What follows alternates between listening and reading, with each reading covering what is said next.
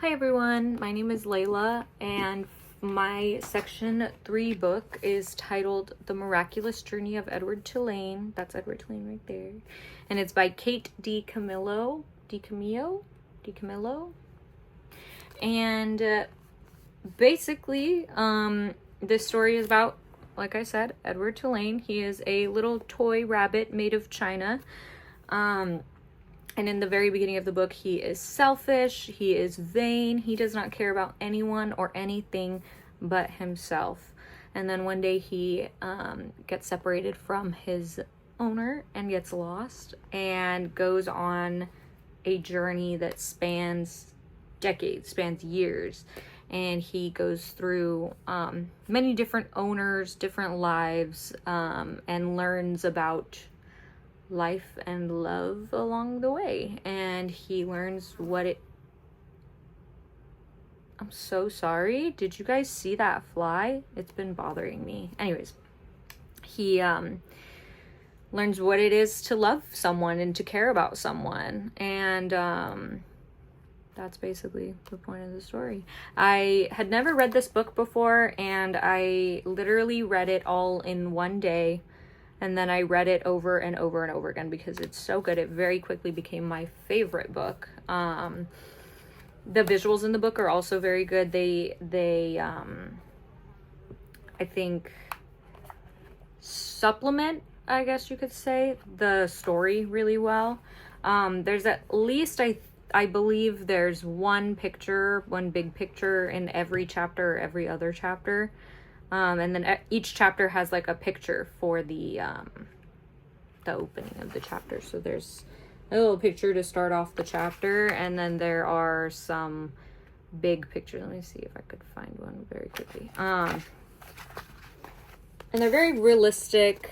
And they all show Edward in his different states with his different clothes and his different owners. And I think it does a very good job at giving a better description of what's going on in the story at the time, rather than the readers just having to come up with their own idea of what everything looks like. Especially because I think when you think of like a toy rabbit made of china, that's kind of hard to picture for some people, maybe, especially for kids.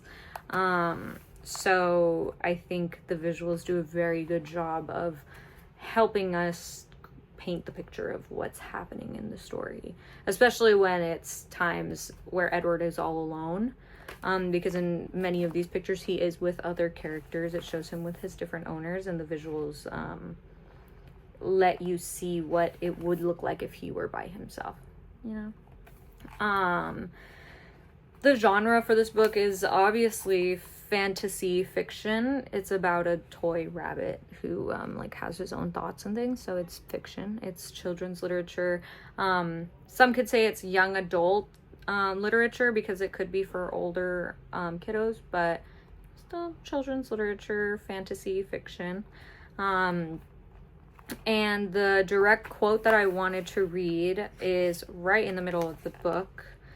Some context, it's right after he gets lost from another one of his owners.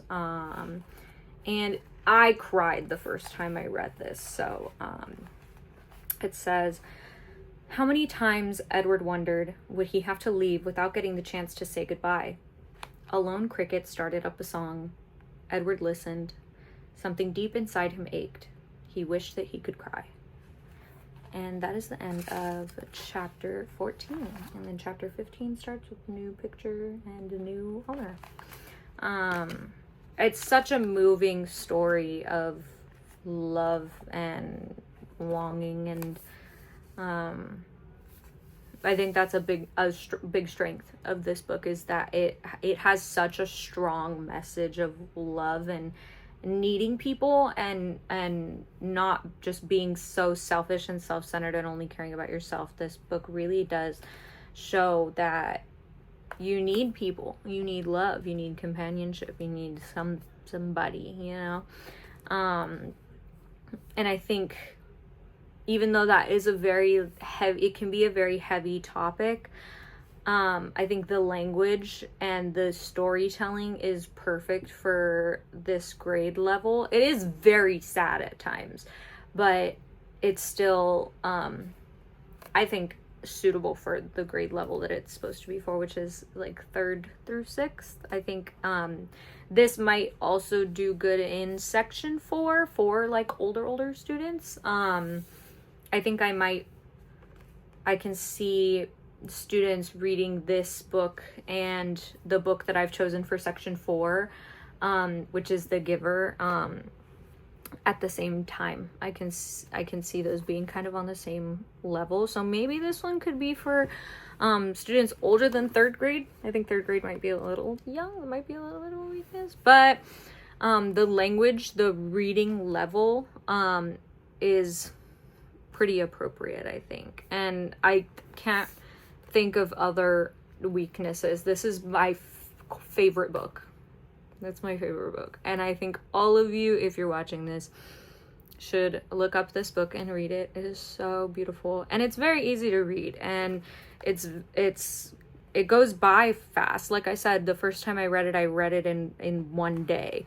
There's not a lot of words on the pages, which is why it goes by fast. It's not like it's some big jam-packed book, which is also why it's good for the younger grades, like 3rd through 6th. It's not just like a ton of information all on one page, and like I had described, some pages are just one full page of a picture, and the pictures are very nice. I think that's another strength of the book, but I can't think of any weaknesses. This is an amazing book, and I want to read more by this author because of this book. And the ways that I thought of using this in a classroom would be to obviously read it, have a discussion. I think this is a good opportunity for group work with students. Get them into groups and just have them discuss like the chapter or the theme, the different characters, what's going on, why it's happening. Very good for discussions. What's Edward feeling? What do you think his owners are feeling? How do you think they reacted to losing him?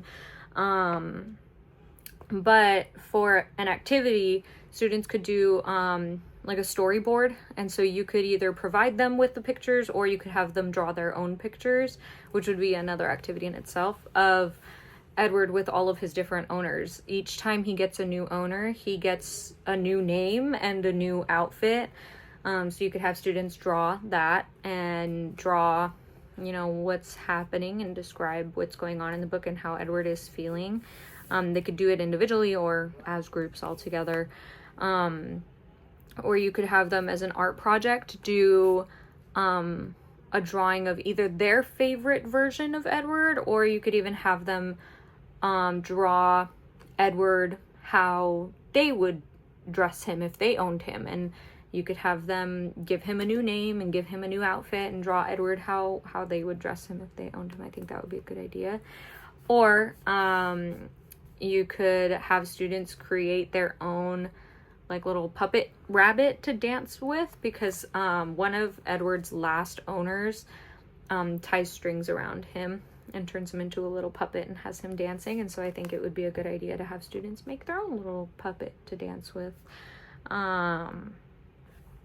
And that is basically it.